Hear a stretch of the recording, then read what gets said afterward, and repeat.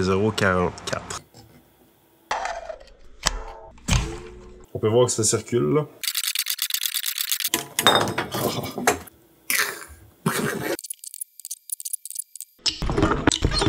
Le bonus.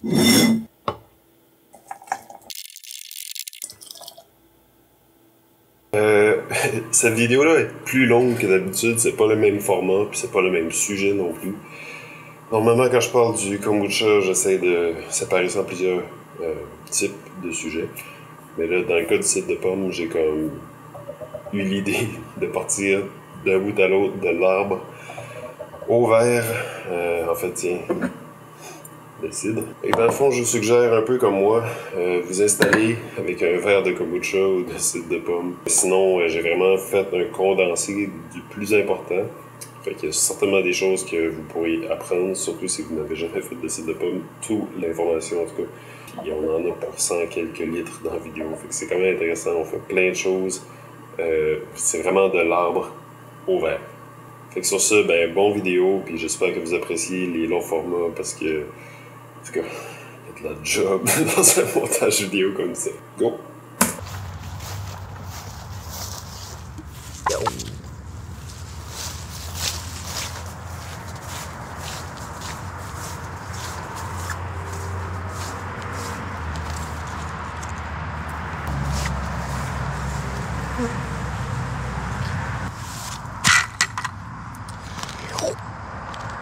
Aujourd'hui, dans le fond, là, je ramasse des pommes pour les... On est lundi. Ouais. Puis mercredi, je vais broyer les pommes pour en faire du jus, pour faire du cidre de pommes. Puis là, ça, c'est juste une façon de ramasser des pommes. Je pense que tout le monde a déjà vu ça. Fait que je fais ça vite. Puis après ça, on se revoit mercredi. Où est-ce que je vais passer au processus de juicer des pommes. Façon redneck. C'est ça.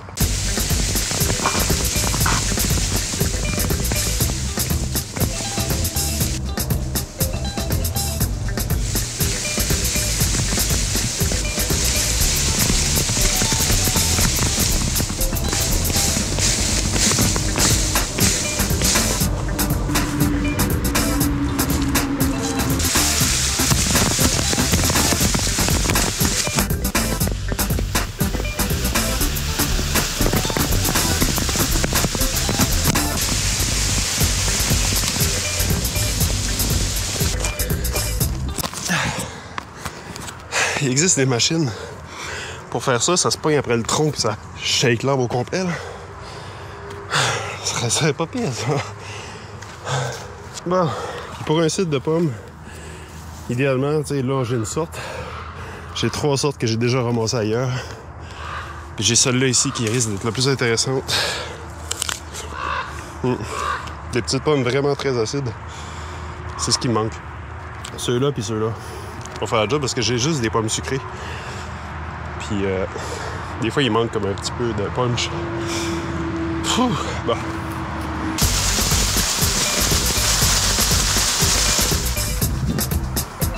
C'est correct. En tout cas, ça c'est un autre sujet, mais il y a un bon ménage de branches à faire aussi. Là. Ça donnera jamais de pommes, ça non plus. Puis cet arbre-là en plus, c'est avec crevise. On va se faire manger par les chevreuils. Donc, entre les deux arbres qui sont là, il y a vraiment quelque chose à faire d'important.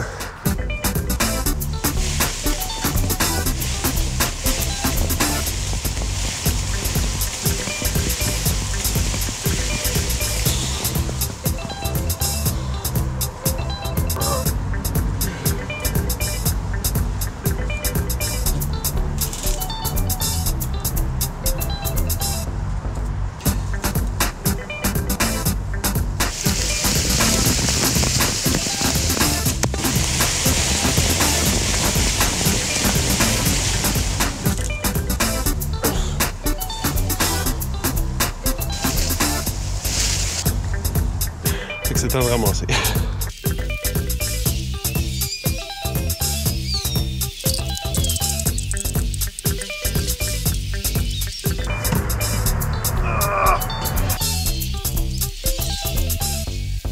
C'est ça. On peut peux sûrement estimer, je vais regarder à la fin, là, mais je pense bien que un pommier peut donner facilement 2 chaudières de pommes. Puis ça, c'est sans les enlever toutes.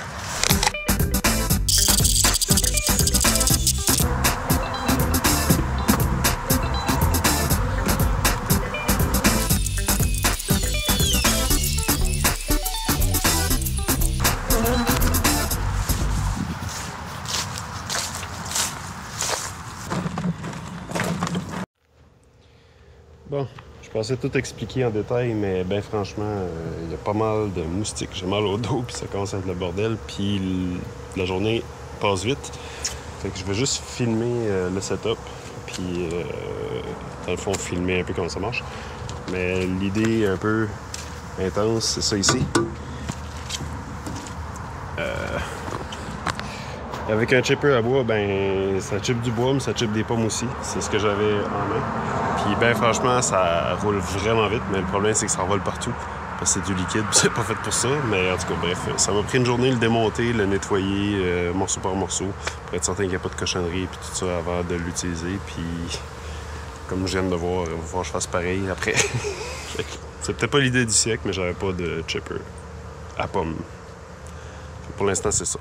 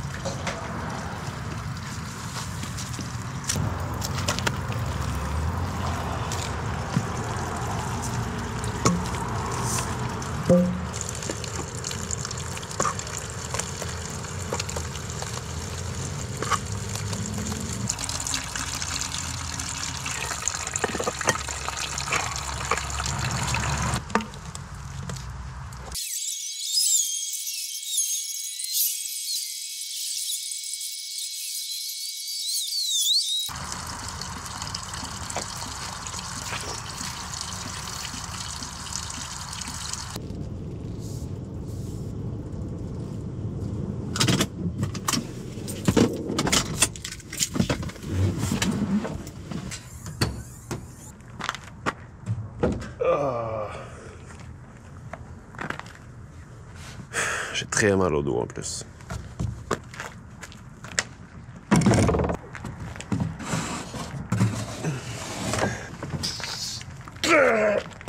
Excusez. Donc je vais tout refiltrer. Pour filtrer, je vais utiliser ça ici. C'est un filtre, je pense que c'est un filtre à miel à la base. Mais ça va super bien dans une chaudière.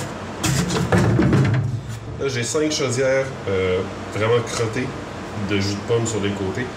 Puis ça l'est propre. Fait que je vais transférer, puis après ça, je vais laver une chaudière, puis je vais transférer. Fait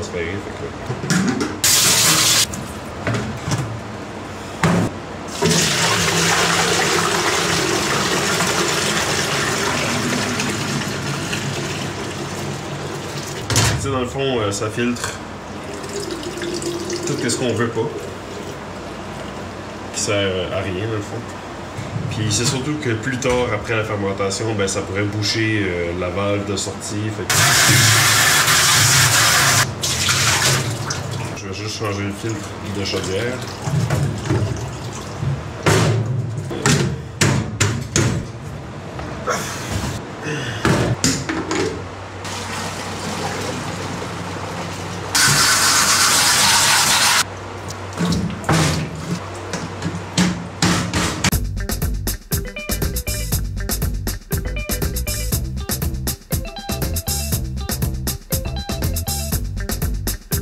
Aujourd'hui, j'ai oublié mon disque dur pour mettre pour enregistrer avec la caméra qui est là. Fait qu'on va devoir s'arranger avec cette petite-là. L'audio est un peu moins bon, mais en tout cas, c'est pas dramatique, là. Fait que j'ai pris un de nos anciens fermenteurs de kombucha. En tout cas, quand on l'a acheté, ça supposait être 100 litres. On l'a jamais marqué, mais on remplissait à 90 litres, ça donnait quelque part comme ici. Donc on devrait être correct. Fait que ça ici, ça va être vraiment pratique. Bon, d'habitude, j'utilise pas ça, mais là, j'en ai sous la main. C'est des nutriments. Puis vu qu'une levure, levure sauvage, parce qu'on ne mettra pas de levure dans ça pour tout de suite, là, je vais expliquer pourquoi. Mais les levures ont besoin de nutriments qui sont des minéraux pour bien fonctionner, se multiplier puis faire une fermentation efficace. Puis je le mets tout de suite, comme ça va se brasser en versant les chaudières dedans. En gros, les nutriments dans le kombucha, le thé se trouve à nourrir la levure avec tous les minéraux qu'il y a d'inclus dans les feuilles. Certains parlent de tanin, mais c'est un peu la même chose. Dans le kéfir, je pense que la figue ou l'abricot que les gens mettent, ça sert principalement à ça. Sinon, tout ce qui est le monde de la bière, le grain en tant que tel, l'orge, a des nutriments. Fait que là, on va mettre le jus de pomme. Puis, tu sais, vu qu'il y a plusieurs sortes de pommes et que ça a été fait à mesure, celui-ci est peut-être différent de lui. Fait qu'avant de goûter puis de tester le taux de sucre, que je sais pas encore fait, on va attendre que ça soit vraiment tout mélangé. Il y a beaucoup de levage de chaudière aujourd'hui.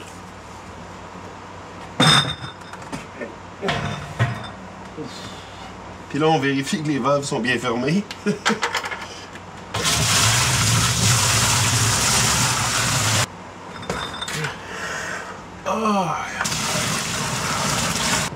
Là, on est à peu près rendu ici. Donc on devrait être pas mal flush. Ah, c'est pas ça.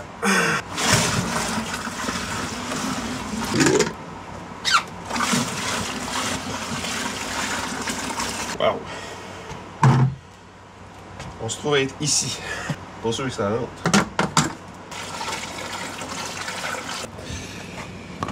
Fait qu'à bien y penser, je vais évacuer un peu de ce moule-là dans la chaudière pour faire 2 fermentations séparées.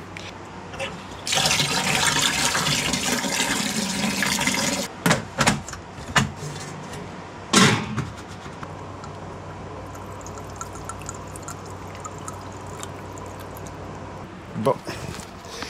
Donc, j'ai pas des pommes super sucrées style commercial pour les sets de pommes. Je m'attends pas à grand chose, mais on est quand même à 1.044.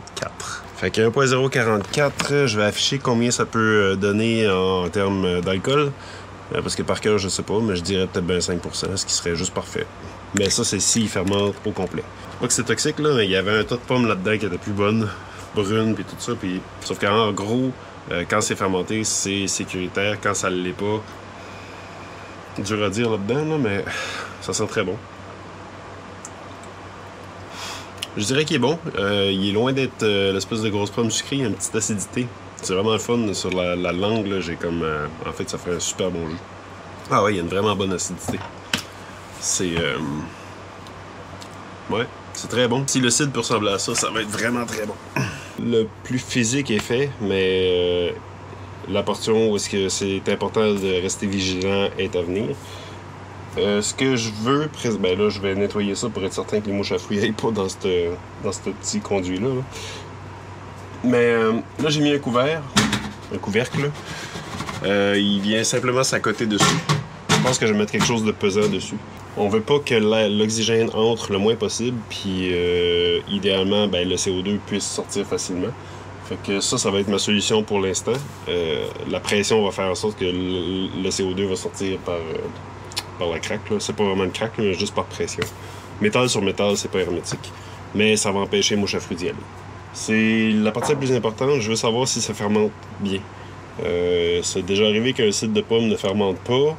Puis après 2, 3, 4 jours, ben, ça devient un problème parce que si c'est trop lent puis que ça kick pas puis que ça fait pas une belle mousse puis une belle activité, ben non seulement le pH baisse pas, mais c'est que ça augure mal, ça augure vers une fermentation lente, puis on veut pas ça, on veut que ça crée du CO2 le plus vite possible.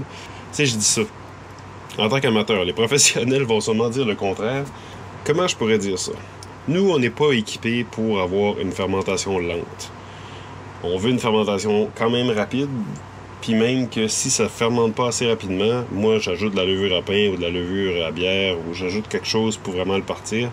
Parce que si c'est trop lent, le fait que je suis pas équipé pour faire du cidre de pomme, ceux qui font du cidre de pomme vont aller mettre souvent un couvercle qui va s'ajuster selon le volume de cidre pour qu'il y ait le moins d'espace d'air possible pour vraiment qu'il n'y ait pas d'oxygène. Parce que c'est l'oxygène qui fait en sorte que ça devient du vinaigre de cidre de pomme. Puis nous autres, on veut juste du cidre de pomme. Fait que, puis là, ce qui va arriver, OK? Finalement, nous autres, de notre côté, là, vu qu'on n'est pas équipés tant que ça va être de laisser fermenter ça une semaine ou deux, puis quand on voit que ça s'est calmé, mais que c'est pas nécessairement complété, puis qu'on peut transférer, on transfère, on n'attend pas.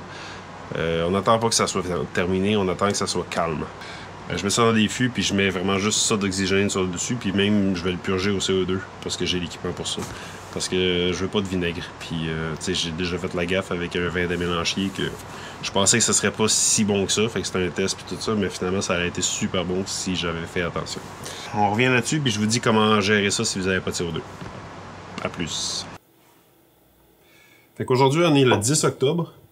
Là, j'ai à ma droite ici, j'ai ce qu'il y avait dans la chaudière, l'excédent, qui a vraiment fermenté beaucoup plus rapidement que le 100 litres qui est dans le gros chaudron, qui est encore en train de fermenter, à ce que je vois là, parce qu'il y a beaucoup de levure encore en suspension. Tu sais, en même temps, ça, je l'ai pris du robinet, tandis que ça ici, je l'ai pris de surface. Puis quand on y goûte, j'ai vraiment l'impression qu'il va falloir faire ça pétillant, parce que en fait, il y a comme pas de corps. Il y a aucun sucre résiduel. C'est comme de l'eau à la pomme, là. T'sais, on n'a pas des pommes sucrées ben. Fait que c'est ça que ça fait. Je vais calculer le pourcentage d'alcool. Bon. Mon but en faisant ça, c'est de savoir si c'est terminé, ou presque. T'sais. Puis juste regarder comme ça, il est dans le rouge qui approche du zéro. Alors on est à 0.000. Fait que ça se peut que ça soit terminé encore. À 0, là, il reste encore du sucre résiduel normalement. De l'eau est à 0.00. De l'eau plus du sucre va faire monter puis va donner un indice de densité plus élevé. Mais on pourrait se trouver quand même avec un cidre de pomme, malgré que lui il était pas très sucré, mais avec un alcool qui finit là, sec, là, bone dry comme on dit, là, sec à l'os. On pourrait se retrouver à 0.995 ou 998. Parce que l'alcool étant moins dense que l'eau, s'il reste aucun sucre résiduel, c'est très possible que ça baisse encore plus bas que 0. T'sais, on parle souvent dans le kombucha, on parle de première fermentation F1 ou F2 pour deuxième fermentation. Ce qui est comme vrai dans un sens parce qu'on refermente en bouteille, sauf que la refermentation en bouteille, c'est pas considéré comme une deuxième fermentation. Mais dans le monde du cidre, on parle réellement de fermentation secondaire, qui est une fermentation lente. C'est juste, la première fermentation est terminée, comme là, on est à 0.00. Puis on transfère dans un autre fermenteur qui est beaucoup moins, qui laisse beaucoup moins d'espace à l'air afin de le faire vieillir. Ce qui se trouve être une fermentation de garde, ou en tout cas une deuxième fermentation. Puis après, dans le fond, on pourrait faire une troisième fermentation, entre guillemets, qui se retrouverait être une refermentation en bouteille pour le rendre pétillant. Là, j'ai apporté une tourie ici. Je vais en mettre en tourie, c'est pas parce que je l'aurais pas fait si c'était pas de la vidéo. Moi, j'aurais mis ça tout en fût. C'est juste que ça, c'est transparent, fait que je trouve que c'est intéressant de montrer ça. Lui, il sent la pomme acidulée, mais pas vinaigre, pour ceux qui ont suivi la vidéo de vin de mélange, je vais la mettre là, c'était ridicule. Là. Puis en bouche, ben c'est bon. C'est meilleur que lui.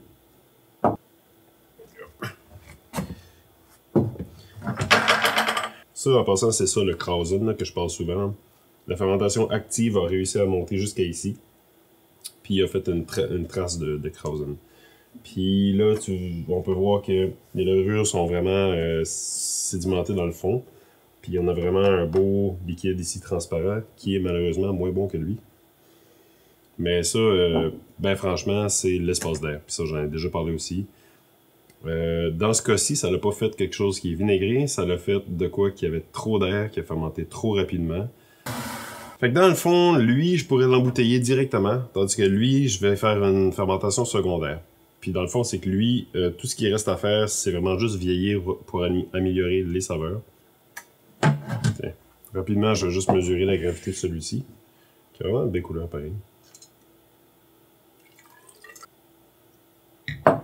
Curieusement, celui-ci est à 1.002.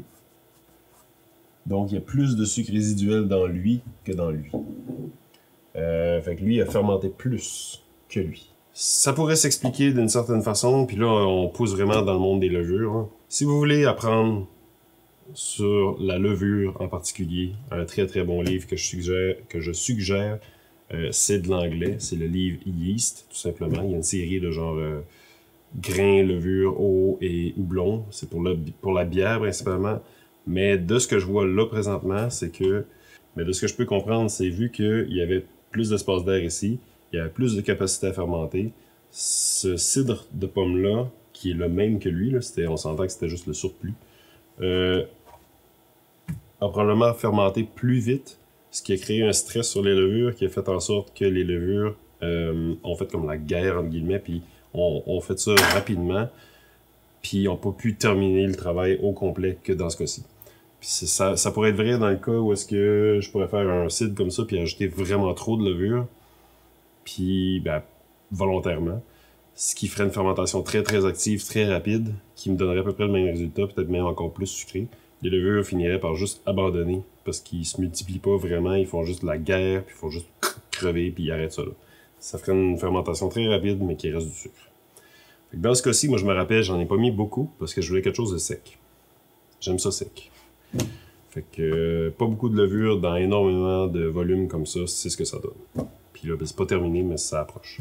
Fait que sans plus tarder, je vais simplement ouvrir la valve et puis commencer à remplir dans la tourée ici la partie du bas du fermenteur. Là, je sais petit, c'est juste par réflexe, là, mais on s'entend que ça donne pas grand chose, il reste quasiment pas de sucre à fermenter. Le pire qui pourrait arriver, ce serait une infection qui a sûrement déjà de toute façon dans le processus de la pomme, on s'entend qu'il y avait des pommes à terre partout. Encore là, dans le fond, j'essaie d'éviter le plus de turbulences possible.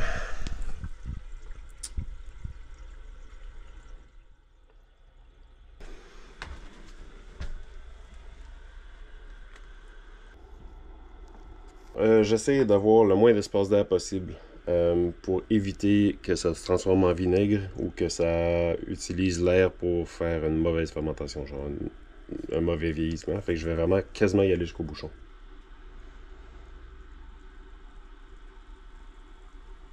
Tiens. Bon. Fait que là, on est vraiment très très près du bouchon. Bon, puis là, moi j'ai fait un truc à un moment donné, puis je pense que je vous le conseillerais. Comme là, ici, là, le bouchon est comme vraiment juste, puis il a tendance à ressortir à cause de ce petit. Puis je sais pas si c'est une bonne idée, mais moi j'ai souvent fait ça. Je le mets à l'envers. Fait que ce qui arrive, c'est que le pourtour ici vient vraiment bloquer, forcer, là. Comme ça. Puis on peut le sortir. Parce que ça m'est déjà arrivé que le bouchon rentre à l'intérieur de la tourée, puis que c'était rendu impossible à sortir. Ça ici, on attend simplement que ça se clarifie. On peut attendre comme ça 1 mois, 2 semaines, on sait pas vraiment. Je pense qu'il y a assez de levure encore en suspension pour finir le travail quand même rapidement. Pour si vous voulez accélérer le processus, vous pouvez chauffer à ce moment-ci dans une pièce chaude de 30, 35, peu importe. La température ne va pas déranger la fermentation à ce stade-là, même que ça va juste accélérer le nettoyage des mauvais arômes puis le vieillissement. Puis après ça, quand c'est rendu bien clean, qu'on voit à travers, ben, vous pouvez embouteiller. Vous pourriez embouteiller à ce stade-ci, simplement que vous allez avoir un gros dépôt dans le fond que vous bouteillez. Puis tu sais, ce que je t'aurais dire, c'est vrai dans le sens que vous pourriez l'embouteiller comme ça puis le faire vieillir en bouteille tout simplement. C'est juste que si vous le faites pétillant, vous pouvez vous attendre à ce que quand vous l'ouvrez, ben le dépôt remonte puis vous vous retrouvez avec un cidre qui est encore trouble. Ça apporte quand même un arôme et une texture différente. Ça change le produit dans le fond. Fait que là, moi, pour le reste, je vais mettre ça dans des fûts. Fait que pour ce qui est des fûts, c'est relativement simple. C'est une grosse bouteille. On met dans le fût. On ouvre la valve. Puis dans le fond, vu que le tuyau est pas assez long, ben je le mets sur le côté. Là. Ça évite de trop brasser le cidre pour tout de suite. Bon, fait comme vous pouvez voir, je suis à vraiment ça ici du bord. Et on passe au suivant.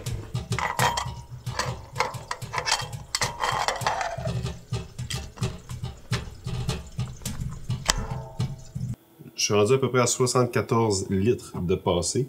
Ça, c'était le premier 500 ml et puis 74e. Il y a une différence de couleur. Celui-là est beaucoup plus opaque. Celui-là commence à être différent. Puis l'arôme est vraiment plus agréable aussi. Donc ici, il y a vraiment juste beaucoup de levure encore. En fait, ça sent comme... C'est con, ça sent le pain, t'sais. Le pain et les épices. Celui-là est beaucoup moins camouflé par la levure. Donc on réussit vraiment à sentir le jus de pomme. Si je ne l'ai pas déjà dit, ça, c'est pas bon tout de suite.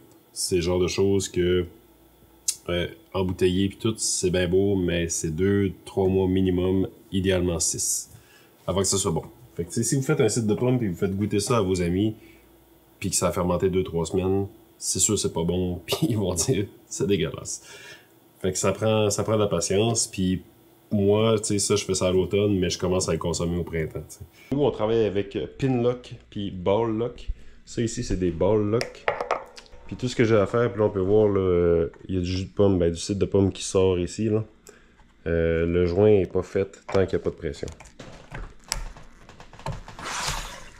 Voilà. Bon.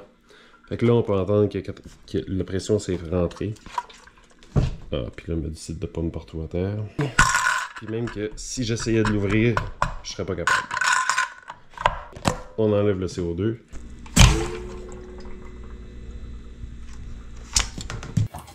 Pour terminer la vidéo, expliquer comment embouteiller ça, j'ai été chercher le siphon chez moi.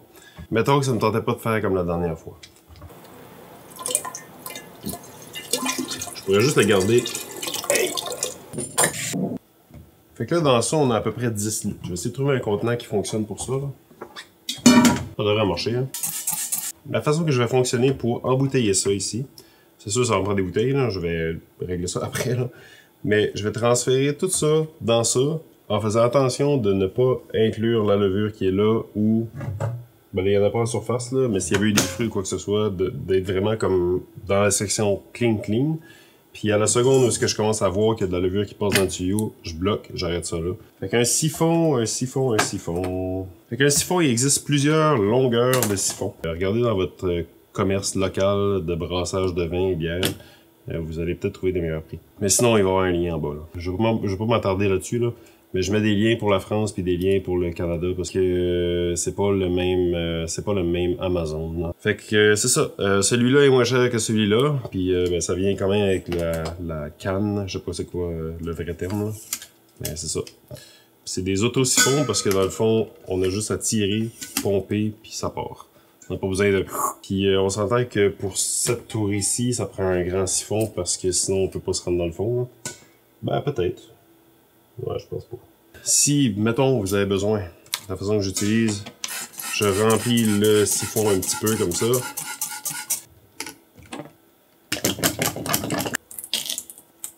L'intérieur du siphon est prêt. Là, ce qui est pratique, c'est ça ici, qui vient avec le siphon, c'est que je peux juste ouvrir la chaudière. Puis j'ai pas besoin de personne pour tenir le siphon. Ça vient juste se clipper sur le côté comme ça. Puis ça ici, ça venait pas avec, mais j'en ai un autre, comme dans le même principe, là, mais plus petit. Ça, la clip est plus grosse pour le tuyau. Puis ça, ben, et le clipper comme ça. Juste à pomper, tirer, puis donner quelques coups.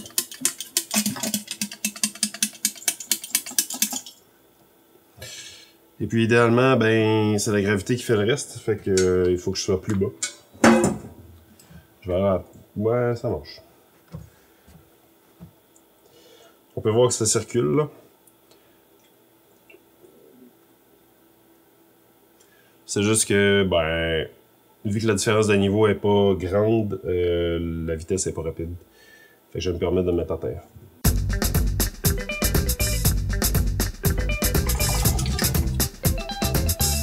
Pour l'embouteiller, si on le veut pétillant, je vais aller sur l'ordinateur, je vais aller calculer quelle quantité de sucre j'ai besoin.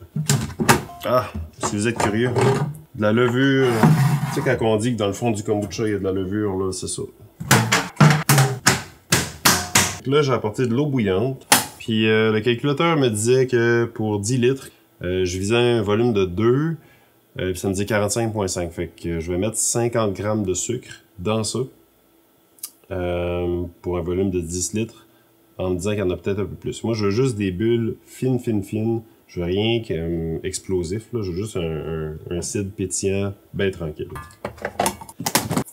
Bon, je suis à 56, pour moi, là, c'est correct. Même si c'est un petit peu plus pétillant que prévu, c'est pas dramatique. Puis là, mon but avec mon eau bouillante puis mon sucre, c'est de faire un sirop. Puis le sirop qui ait le moins d'eau possible, parce que je veux pas ajouter d'eau dans ça. Fait que normalement, 50 grammes, je pourrais quasiment mettre 30-40 ml d'eau. Ça serait assez. Là, c'est vraiment important que ça soit complètement dissous. Parce que sinon, ça ne fonctionnera pas. Tout ce qui reste à faire, c'est l'ajouter. Comme ça. Puis je vais me servir de mon siphon pour brasser un peu, là. C'est la raison pourquoi on a transféré, c'est juste que ça me permet de pouvoir brasser sans tout faire remonter la levure. Puis là, c'est important que le sucre soit réparti également dans toute cette 10-12 litres-là. Là. Parce que s'il y avait du sucre seulement dans quelques bouteilles, ben on pourrait avoir des bouteilles qui seraient trop pétillantes, voire explosives, puis d'autres qui seraient complètement pas pétillantes. C'est pas les bouteilles qui manquent ici. Comme ça. Ça, c'est mon aseptisant que j'utilise tout le temps, partout, en spray, tout le temps. Vous me voyez toujours avec ça, là. Pour cette bidule-là, je mettrai un lien en dessous parce que c'est vraiment très utile, même que nous, commercialement, c'est ça qu'on utilise. Un petit push comme ça, puis c'est aseptisé. Fait que ça va super vite.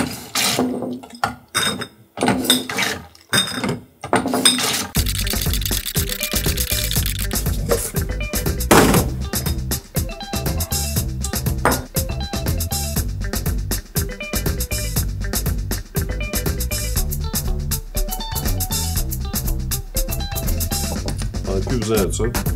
Puis ça, ben, juste pour vous le montrer, là. Ça se trouve être une pince comme ça, qui se pince. En fait, le tuyau passe entre les deux ici, puis on peut venir le pincer. Puis vous voyez, ça coince le tuyau. Vous allez comprendre pourquoi, là, c'est vraiment, c'est essentiel. Fait que là, je déclippe, et je commence la première bouteille. Je m'assure que mon siphon soit complètement dans le fond. Comme ça, on n'aura pas besoin d'y penser tantôt. Et on y va.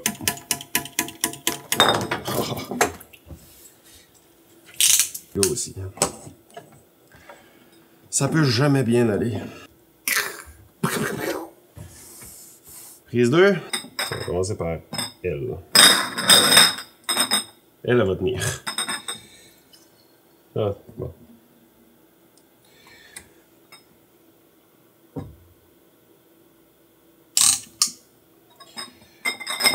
Donc,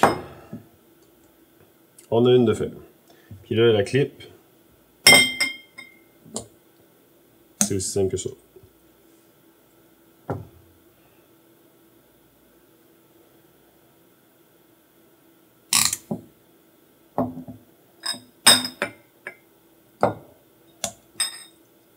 Et idéalement, mon tuyau, je vais le mettre dans le fond, fait que je peux le pousser un peu plus, là. Comme ça.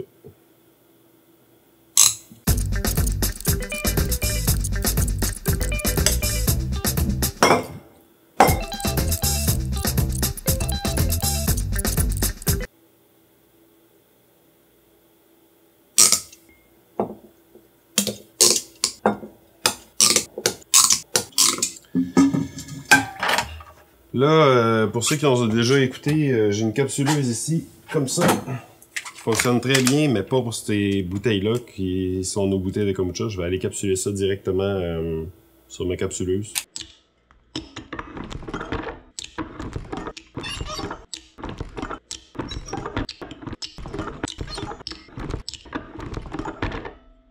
C'est pas fini, j'ai un bonus pour ceux qui se sont rendus jusqu'à ici dans la vidéo. Je sais que c'est une vidéo longue, mais il y a encore de l'information, le fun qui va vous servir, qui est quand même cool, je trouve. Le bonus, il m'en reste dans ça ici. Puis je veux pas le gaspiller, sauf que si je le verse, ça va devenir plein, tu sais, il va être pire que ça. Mais il y a quelque chose qu'on peut faire avec ça. Puis là, on va juste regarder qu'est-ce qui reste. Pour tout de suite, on va le sortir. On a un 3 litres ici. Je sais pas si vous comprenez, là. Ça, c'est vraiment intense. Ça, c'est juste correct. Là, on s'entend qu'on prend des risques, mais c'est quelque chose que j'aurais gaspillé de toute façon. Fait que... J'ai même ça ici que je vais garder. Qu'est-ce qu'on va faire? On va aromatiser ça de la même façon que je ferais pour aromatiser un kombucha en genre d'infusion. C'est juste que... C'est le meilleur moment d'aromatiser normalement un cidre de pomme. C'est quand la première fermentation est complètement terminée ou presque. Là, on peut y mettre une bonne dose de fruits, puis ça vient aromatiser le cidre de pomme, mais les fruits vont goûter meilleur. Si vous mettez les fruits en même temps que le jus de pomme, puis que ça fait partie de la fermentation active, le goût de fruits ne sera pas aussi présent. Je m'attendais pas à en avoir deux, ben franchement. Lui, je vais le faire aux framboises, parce que c'est ça que je voulais faire. Puis l'autre, je vais aller regarder qu'est-ce que j'ai dans le congélo. Du gingembre biologique local de la Gaspésie. Avec ici 400 g de framboises. J'ai 56 g de gingembre que je vais couper en petits morceaux. Puis là, ben, j'ai 400 g de framboises. Je vais regarder s'ils rentrent toutes. C'est plus que 100 g par litre. C'est vraiment beaucoup. Mais ça peut être très intéressant.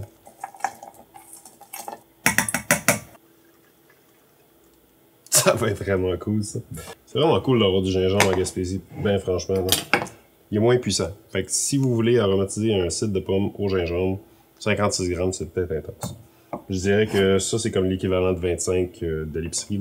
C'est parce que c'est comme du bébé gingembre. Je mets ça. J'aimerais ça quand même que ça fasse une refermentation, dans le sens que ça reparte une fermentation. Puis je sais qu'il y a quand même des bonnes levures dans le gingembre.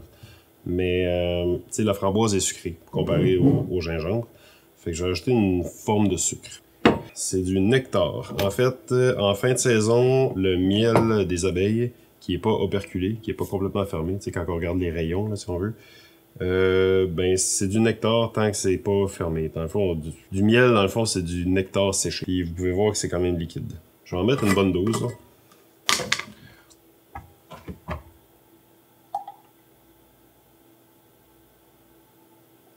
Le goût épicé du gingembre avec le goût du miel, c'est comme... Ah, c'est parfait. J'ai aucun goût sucré.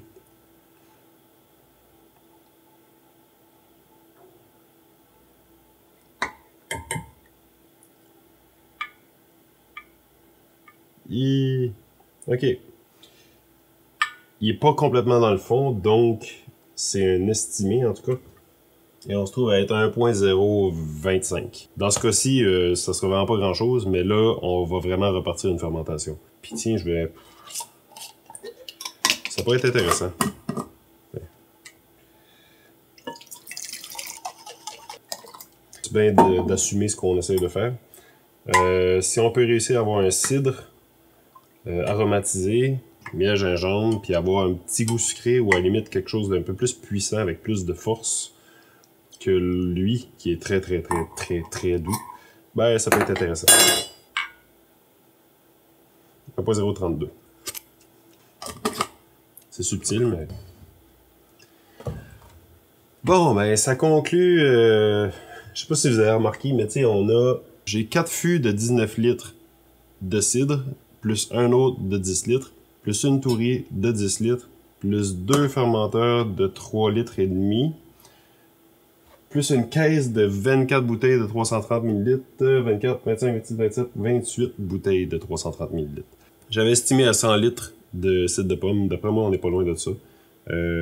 Comme vous pouvez voir, c'est pas terminé, sauf que moi, je vais terminer la capsule ici. Pour ce qui est de l'embouteillage de ça, je vais sûrement l'inclure dans une autre vidéo ou juste faire quelque chose de rapide. Dans le fond, peut-être pour expliquer comment est-ce que je réussis à embouteiller malgré qu'il y a plein de fruits. Si vous êtes rendu au bout de cette vidéo-là, faites juste l'écrire en commentaire. Je suis juste curieux de savoir combien de personnes ont tout écouté. Par curiosité.